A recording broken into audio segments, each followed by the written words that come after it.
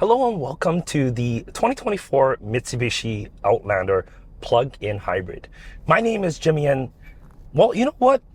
If you're looking for a new SUV and you have like a checklist going, this is one of those vehicles that's going to cover a lot of points.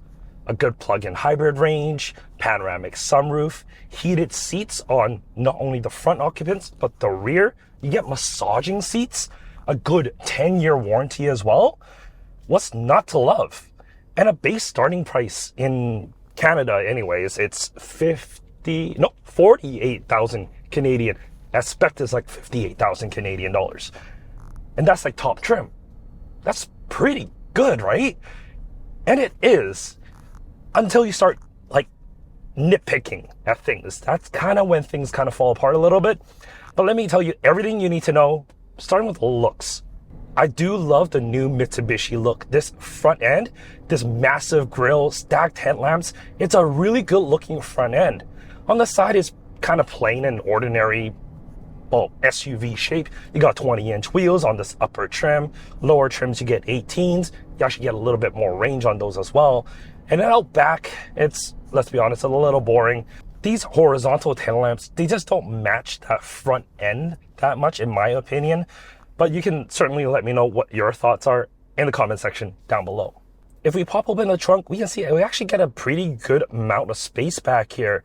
And depending on how you have that third row situated, it could vary on kind of what you are able to put in. Of course, if you need, you can fold down that second row to expand your storage and basically have a cavern of space here. But let me show you the third row legroom. With the second row pushed all the way back, there is literally no leg space in the third row. And I'm not using the word literally, figuratively, like most people do. This is literally no leg space. Like the second row just squishes right up against that third row. If you move the second row all the way forward, you can fit people in here, but it's definitely tight. I'm 5'11" and I definitely don't fit. It's not meant for adults like me to fit back here at all. My legs are squished, my head has like no space. Like it's definitely not, well, comfortable at all. But it is useful, like, you know, just in case kind of thing. Like, you know, you're picking up the kids from soccer practice and your friend was like, hey, you know what, can you pick up my kids as well? Yeah, I got the room for them. Why not? That's the sort of thing that this third row is good for. Not much more than that. As for the second row, with them pushed all the way back, it's super comfortable. Headroom, legroom is all very, very good. If you have it pushed all the way forward to give the third row some leg space, the second row does get quite tight. I know in like their advertisement, they say like, oh, you can have so much space and you can push this, like the first row all the way up and you can kind of like expand that, well, interior volume size. You really can't, let's be honest. The front seat, I'm adjusted to me and yeah, it's pretty decent, but yeah, it's definitely not a 3-row type of SUV anyways. But the second row is nice because you get heated seats back there. You also get vents in the center as well. As for the front, I do love this leather seat here. The quilting is really nice. They're heated as well. And you get a massaging feature. The massaging button is exactly the one, or very similar to the one that I found in the Infiniti QX60. It's this button right here on the left side. And by pressing that, well, it just inflates your back a little bit and kind of just pushes you around. If you like decided that I can't afford the massaging seats, don't be too upset. You're not missing much, if any at all, because like these massaging seats, you definitely you won't regret missing these. Let's be honest, like you really won't. To adjust them within the infotainment system, there is like an adjustment you can set for different variation, but neither of them will actually like really give you a good massage. It just moves you about a little bit and that's really it. In front of me, you get your typical Mitsubishi steering wheel, and you got all the buttons that you really need. I mean, it's fine. It adjusts a lot of the stuff within this instrument cluster, and this digital cluster is great. I gotta be honest. It's one of the best parts because it shows you a lot of information and it's decently customizable as well. So you can change the view, you can change what you have in the center, and you also have a good heads-up display to show you additional information as well. As for the infotainment, it's kind of on and off. Sometimes it's a little laggy, sometimes it's a little slow, but you do get wireless CarPlay, which I've been using, and that I do like, but it's not the most fluid system that's out there, and it's been having a few connectivity problems during the 2 weeks I've had the Outlander. But what I do like is the dedicated climate controls right down the bottom. Yeah, it's the exact same one as Nissan, and I like it. It's good. It works well. There's no complaints whatsoever about this. I mean, overall, this is a really lovely interior. And yes, the base of this is a Nissan Rogue, and there's nothing wrong about that, especially when they take all the good parts about it. The Rogue, it's actually honestly pretty nice. And the Outlander, what they did here is they just made it a little bit better.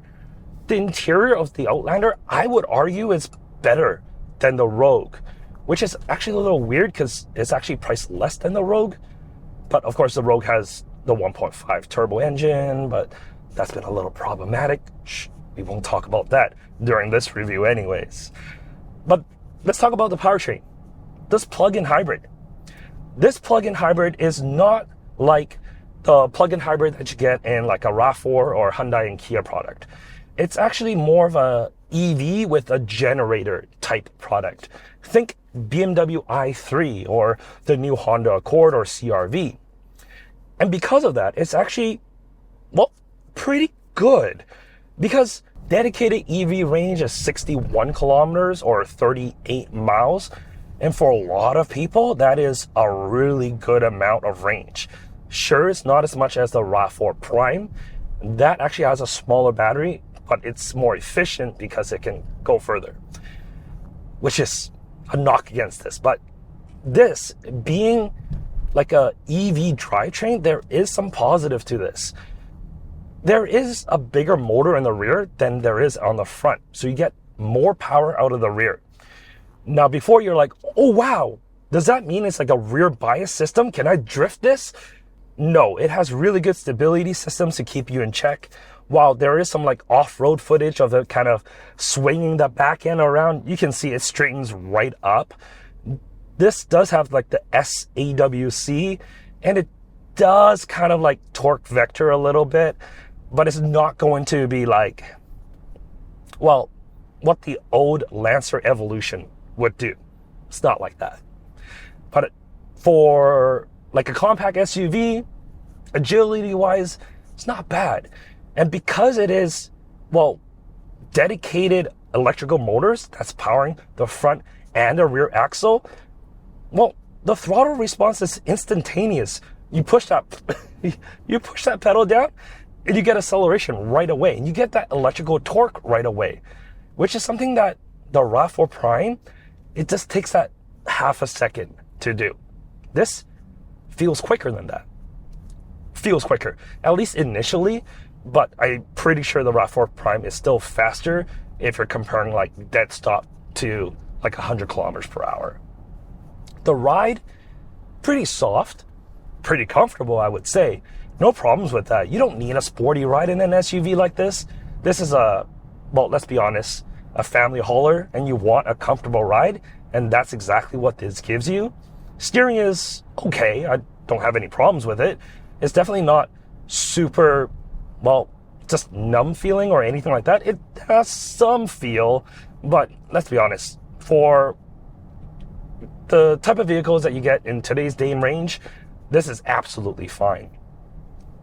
And that's like the overall aspect of this vehicle. Everything is actually really fine with it.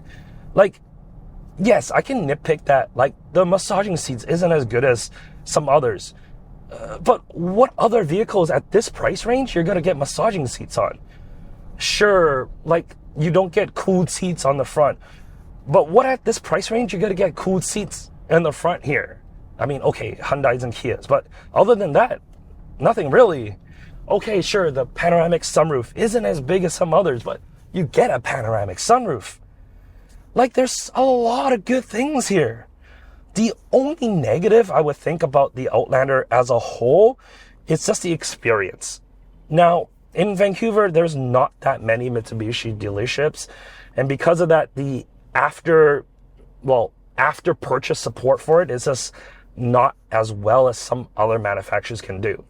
So you may have to travel a little bit further for that and whatnot. But with a 10-year warranty, I mean, I don't have to worry about it as much as some other manufacturers. Like if I had a 3-year warranty, I would want things fixed like as soon as possible, because I know I only have 3 years for them to fix it before it's on me. But here, 10 years, 160,000 kilometers in Canada anyways. I know in the US the warranty is a little different, but I mean, I won't be as inclined to fix the problems as quickly. And that's a positive, right? You know what? I actually really like this. For the price that you're paying, under 60,000 for like top trim, for a good one, you're like paying 56 or 55,000 Canadian. And that's a good price for it. It really is. I think for that, for all that you're getting, it's a really good like balance of everything. Don't think about that third row too much. Think about it as you just happen to have it, keep it stored away, and you know what? It's the perfect 2-row plug-in hybrid SUV. It really is. In any case, let me know what your thoughts are. Would you pick this RAV4 Prime? I mean, the RAV4 does have a few quirks that makes that a little bit better, but overall, I think this is just a little bit more balanced overall. In any case, let me know what your thoughts are, like I said, in the comment section down below, and I'll catch you next time because I have no more voice. Take care.